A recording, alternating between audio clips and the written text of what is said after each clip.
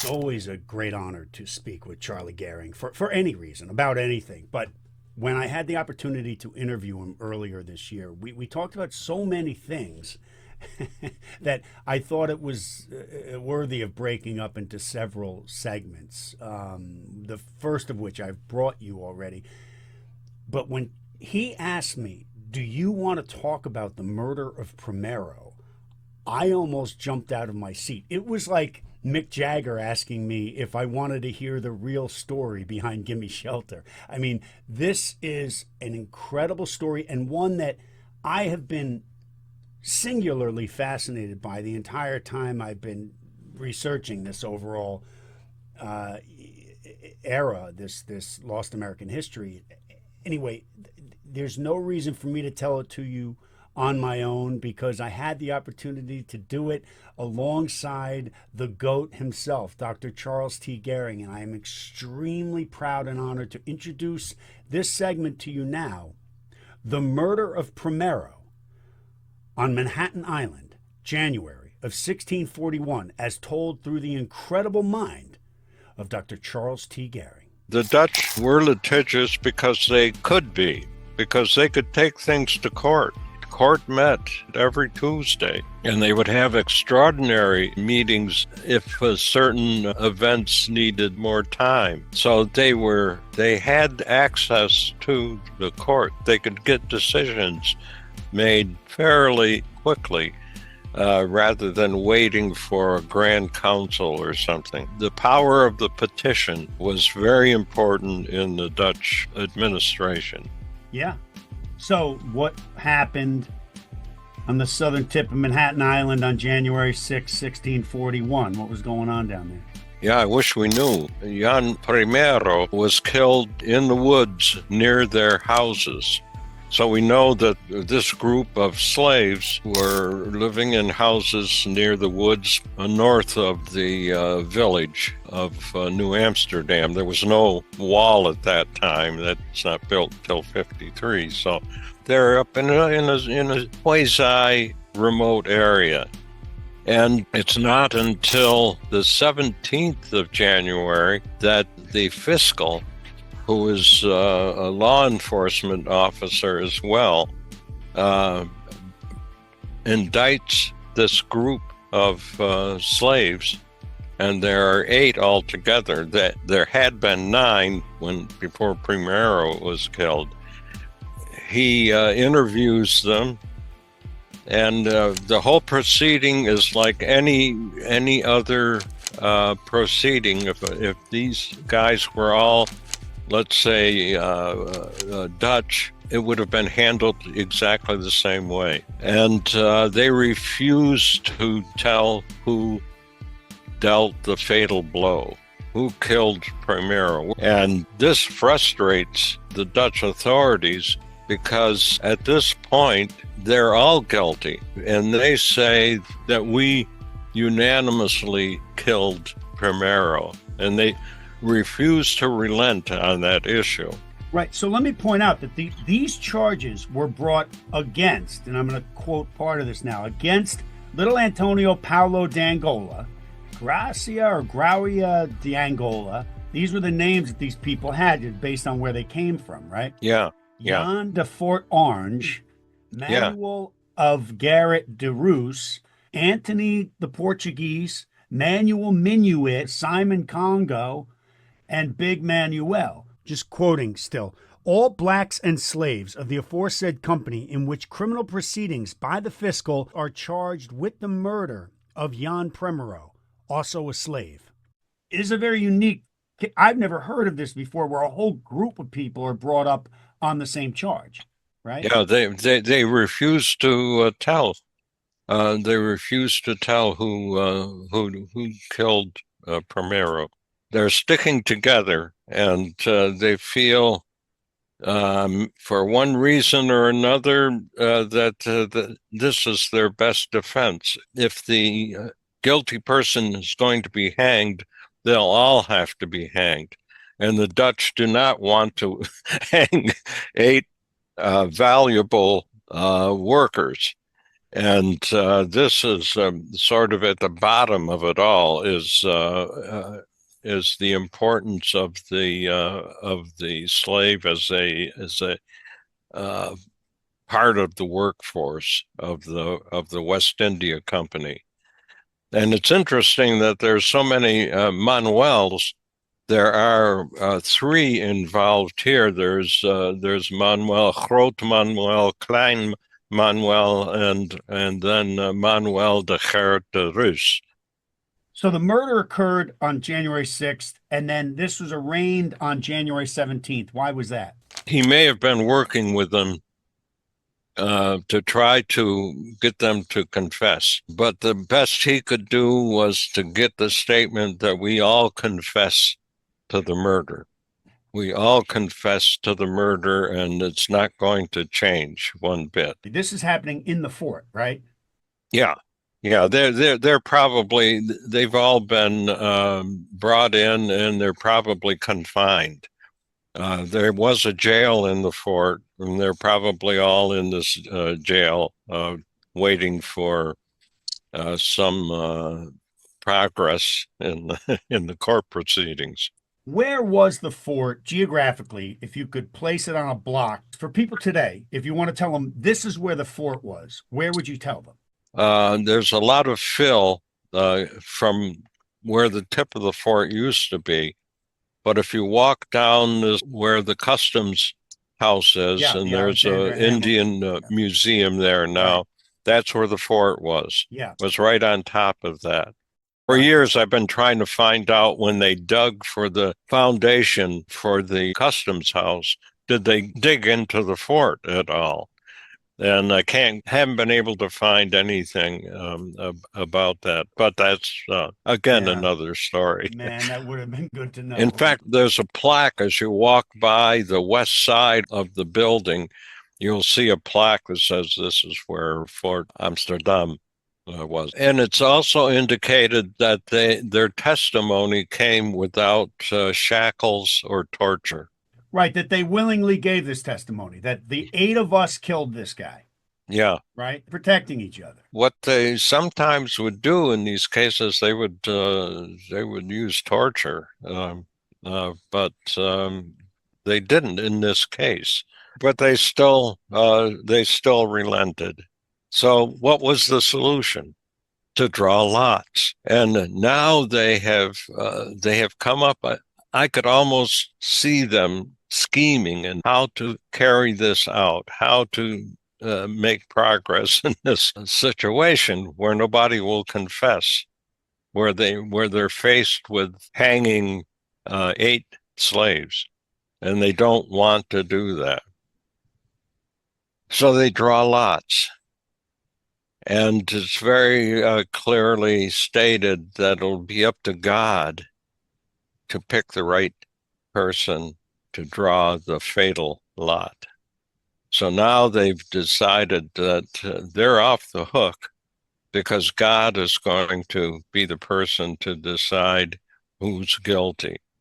And and it's in the providence of God to make this decision and to be responsible. Yeah. uh, That's the and way they write it. That's the way they write it right in there. yeah, yeah, and that's what they do. And Manuel de Geert de Rus draws the lot, and he's sentenced immediately to be hanged on the To 24th. be carried out the next week. The next The session. next Thursday. Yeah, Yeah. 7 days. So there's a place inside the fort again where they would be hanged, where other hangings took place. And it says that he is put on a ladder. Actually, it says in the Dutch, twee stroppen. A strop is a noose. Now, I don't know whether it was a typical hangman's noose that we're familiar with, or just whether they just tied a loop around the neck, but they were Twee goede stroppen, two good nooses, two good ropes. The ladder's kicked out by Jan van Fortoranje. He is black, uh, but also an executioner. He executes someone at Fort Orange. And so he kicks the ladder out, and the ropes break, which is unbelievable. When I first read that, all I could picture were there's a statement that the Batavia that ran aground off of Australia had 21 kilometers of rope aboard the ship, and it's made out of hemp. The Dutch knew how to make rope. In fact, two good ropes around his neck broke, and it is unbelievable that that would happen. So do you And think that is what happened, or do you think this is a story they're telling because they didn't want to kill anybody? it's a demonstration. It's all planned. It's all assumption, of course. Yeah. Maybe there was something wrong with the rope and so forth, but it's my opinion that they set this up so that the ropes would break. God is involved again, and it's not anyone else's fault that the ropes broke, but he picked Manuel and he decided that he was going to absolve him. And the crowd, of course, pleads for mercy, and it's a long statement in the test or in the document that they feel that the punishment has been partially carried out. Right. In other words, that he has been put on the ladder and ropes around his neck, and he is more or less internally being tortured before he's going to die. This is similar to Dostoevsky when he was going to be shot as punishment, and they have the firing squad all set up and so forth, and they go through the whole thing right down to fire, and they absolve him. They release him. So it is a way of carrying out punishment and still keeping the person alive. Yeah, And there's a lot of pomp and circumstance to it, yeah, I think. yeah. Do you think that has something to do with the fact that now it was the 6th was a Sunday when this actually happened. That's the Sabbath to these Reformed Protestants. Do you think they made a bigger demonstration about it because of that? That, God forbid somebody does something like this on the Sabbath. We have to make a demonstration. Yeah. It certainly enforces or strengthens the whole uh, idea that it's God doing this. Because they were, when people say, "Oh, they were religious," I don't think they were so religious. They were just so beholden to the rules and guidelines of the Bible, as I see it, that they were strictly adhering to what it says in the Bible, and the Scripture guided these people unlike anything I've ever seen. My feeling is uh, that they always looked upon situations like this, that if they didn't do this, that if they didn't carry out the punishment, if they didn't uh, adhere to what had been done in situations like this in the past, that the entire community would suffer. They still remembered, they still not still remembered, but the Black Death was still on everybody's mind, and it was still viewed as punishment for the people at that time, the beginning of that long period of disease and massive death. And it still weighed on them. And it in most of the proceedings like this, they state that it is to be an example to others, an example to others, and also that they didn't want to affect the entire community. If they the most important thing in the Dutch community was harmony, was keeping everyone happy, everybody satisfied, everybody employed, and you didn't want disharmony of any kind. And this was a way for them to show that they had the authority to do this. And they were serious enough to kick him off a ladder with ropes around his neck. And the next time the ropes aren't going to break. Right. The next time God's going to say, all right, his time is up. And again, this is a community, a civilization that was literally forged from scratch in 1623 or four, or maybe a little bit before that. But they were making it up as they were going along, weren't they? And there's a couple hundred people here at this point. They weren't making it up. They had books were sent over, legal books, um, the various regulations and how to carry out certain things according to the laws of the city of Amsterdam, mostly, and they adhered to these rules and regulations. Sort of And Dutch Republic, or what the laws of New Netherland was bound to, more or less. yeah, yeah, and so it wasn't being made up. They may have bent things to satisfy themselves, like in this case.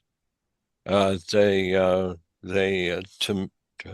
to me they were really more interested in keeping Manuel alive. This group of slaves probably um, came in. They may very well have arrived, one of the first group of slaves in 1627 aboard the Brandvis, the porpoise. Yeah. And they were taken off of a Portuguese slave ship. They had more or less captured the ship at sea, and it was full of slaves, and they picked out 20 of the best men aboard that ship and brought them to New Amsterdam. It says in the document that in the manumission that they had been here in the service of the West India Company for 18 to 19 years, and that would push it back to 26. And the porpoise shows up at 27. It's close enough Yeah, that they right. could be that same group. That was the ship that Mikan came on. Yeah, That's our episode 9. Yep. And we yeah, talked about that ship. good. Wow, amazing, Charlie. I just want to say I really, this story amazes me. It always has. It's always been so compelling in so many ways. There's something, dark and beautiful about the fact that they spare this guy and all of them. Yeah, yeah, And that when if they set it up and they cut the rope themselves, great. I mean, more power to them. It's such an incredible story. And I just, yeah. It brings things alive. You can almost hear them getting together or hear what they're discussing and what their thoughts are and what's important. We're prioritizing things, and it's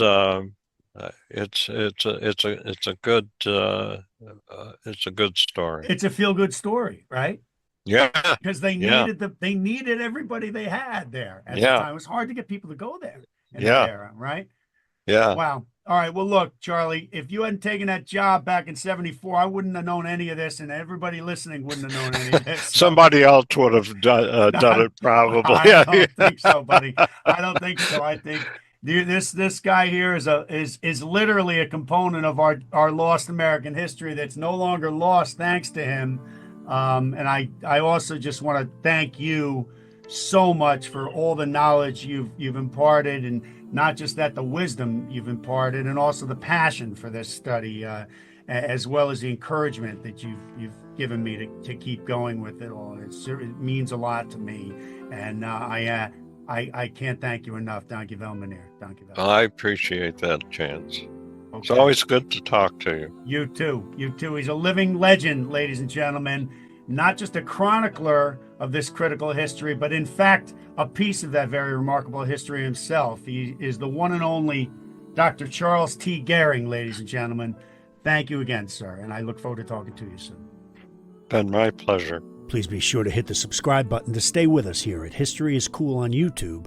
History is Cool on YouTube. Island and History is Cool are podcasts by Chance Kelly and Dr. Yap Jacobs, and are available on Apple, Spotify, and wherever you listen to podcasts. Climb aboard. History's cool.